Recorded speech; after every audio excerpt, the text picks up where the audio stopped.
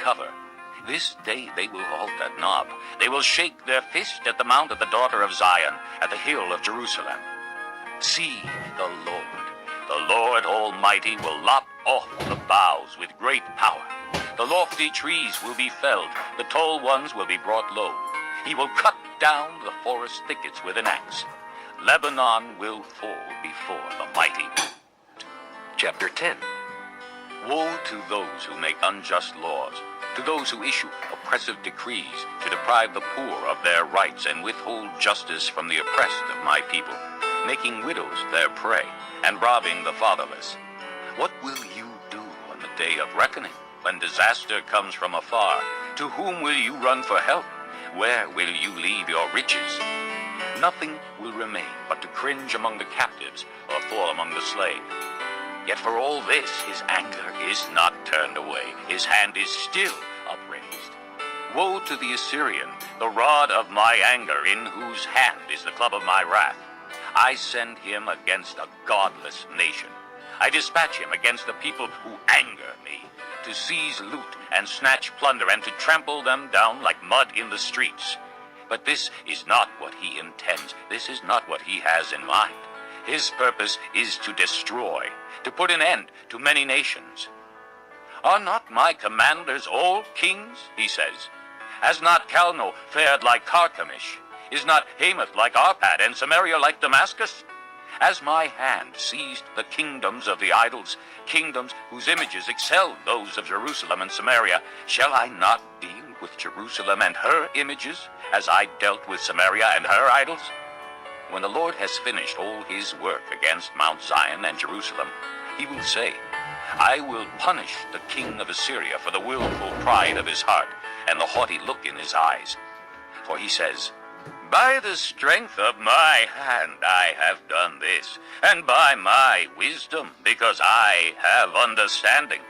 I removed the boundaries of nations. I plundered their treasures. Like a mighty one I subdued their kings. As one reaches into a nest, so my hand reached for the wealth of the nations. As men gather abandoned eggs, so I gathered all the countries. Not one flapped a wing or opened its mouth to chirp.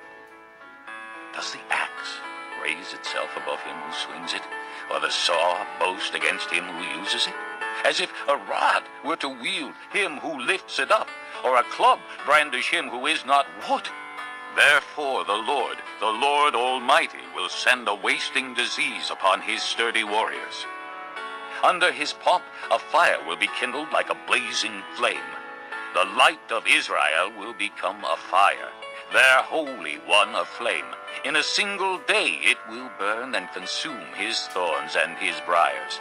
The splendor of his forests and fertile fields it will completely destroy, as when a sick man wastes away. And the remaining trees of his forests will be so few that a child could write them down. In that day, the remnant of Israel, the survivors of the house of Jacob, will no longer rely on him who struck them down, but will truly rely on the Lord, the Holy One of Israel. A remnant will return. A remnant of Jacob will return to the mighty God.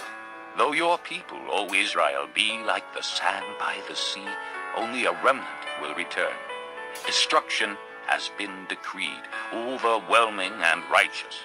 The Lord Almighty will carry out the destruction decreed upon the whole land. Therefore, this is what the Lord Almighty says. O my people who live in Zion, do not be afraid of the Assyrians, who beat you with a rod and lift up a club against you as Egypt did. Very soon my anger against you will end, and my wrath will be directed to their destruction. The Lord Almighty will lash them with a whip, as when he struck down Midian at the rock of Oreb, and he will raise his staff over the waters as he did in Egypt. In that day their burden will be lifted from your shoulders, their yoke from your neck. The yoke will be broken because you have grown so fat. They enter Aiath. They pass through Migron. They store supplies at Michmash. They go over the pass and say,